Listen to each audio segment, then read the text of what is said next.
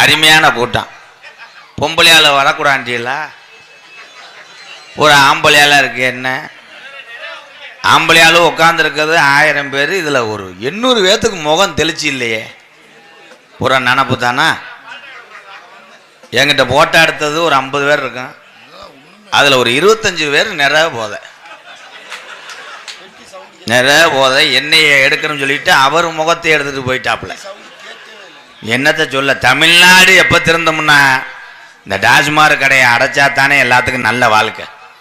அது வரைக்கும் அங்கே ஒயின்சாப்பை திறப்பாங்க, நீ உன் பேண்ட் சிப்பை துற, சட்டிக்கை திறந்து காசு எடுத்து கொடுத்துவிட்டு முண்டை மாதிரி மை சட்டு நல்லா இருக்கு, பரவாயில்ல சேரால் சொந்த சட்டா வாடகைக்கு எடுக்கக்கூடாது.